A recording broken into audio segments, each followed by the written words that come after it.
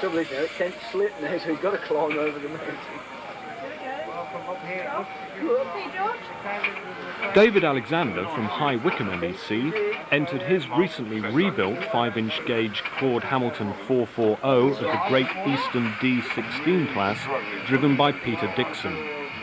He set off with 9 adults, but following severe slipping at the start, the load was quickly reduced.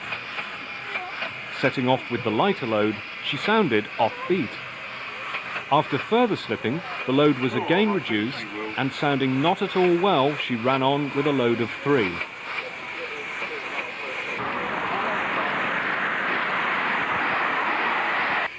It was soon discovered that the end cap had blown off a front valve rod guide, allowing steam to escape to the atmosphere and losing considerable power.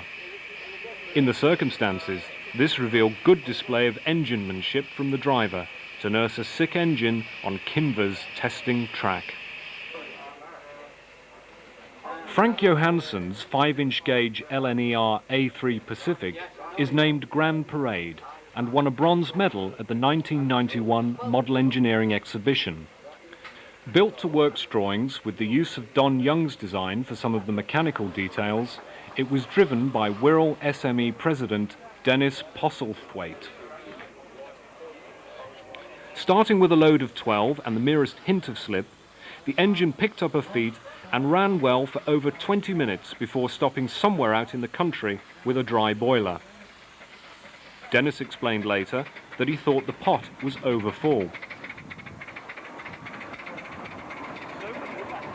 All efforts to get water into the boiler failed. The hand pump had to be used, bringing compulsory retirement.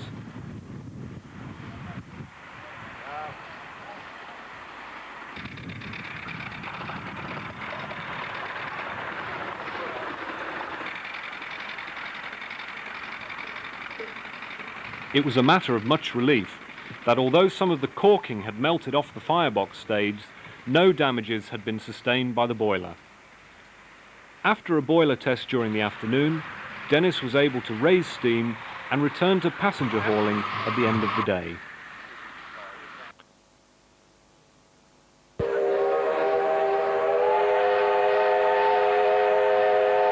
Next on the track was Cookham Manor, a 5-inch gauge GWR 460 built by Ken Morris to the published design. The rear axle had seized during a run earlier in the week, and so driver David Mayall from Bracknell MES brought a reserve engine just in case. In the event, a successful repair and track test enabled the engine to be ready for its run.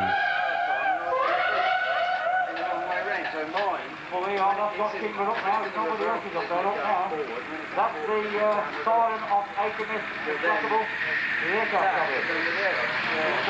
The Manor pulled away with ease with a load of 11, including a youngster.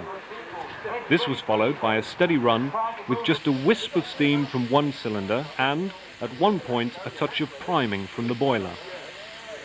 There was one stop to enliven the fire when one passenger was dropped. Otherwise, this was a steady, consistent run.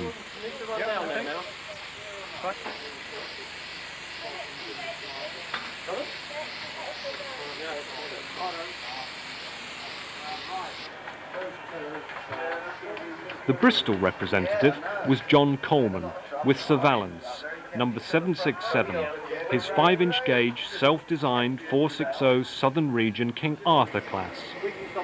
Built from GA Works drawings and photographs, the engine had only been steamed 3 times since completion in 1997, and John admitted that it was something of an unknown quantity.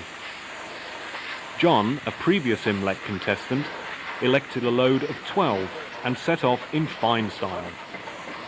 Partway into the run, the engine lost pressure, and John stopped to get things back together. He dropped passengers and restarted, but on the last lap was forced to stop again, dropped all the passengers and returned to the station light engine. Next came an unusual prototype, a Worsdell class E060 tank in 5-inch gauge. Designed and built from works drawings and photographs by Ronald Strachan representing Filed SME, The engine was driven by his son Adrian. Bob Willis, chairman of Rydale SME, has been running his 5-inch gauge Firefly 262 tank since 1983. He promised a steady and uneventful run, and that is just what happened. Lovely. Terence Tipping's 5-inch Claud Hamilton was expected next, but unfortunately the engine was withdrawn. Dornoch Firth, a 30-year-old 3.5-inch gauge Britannia, built by Philip Holroyd from Brighouse and Halifax SME, took its place. This engine won the LBSC Bowl last year, and the driver today was David Wainwright from Brighouse. He set off with a load of 5. The Britannia shouldered away at the start and was soon up to express speed. Well, I think it's all a little bit dodgy, perhaps, for it. The front bogie derailed a couple of times, but this was soon rectified and the run continued.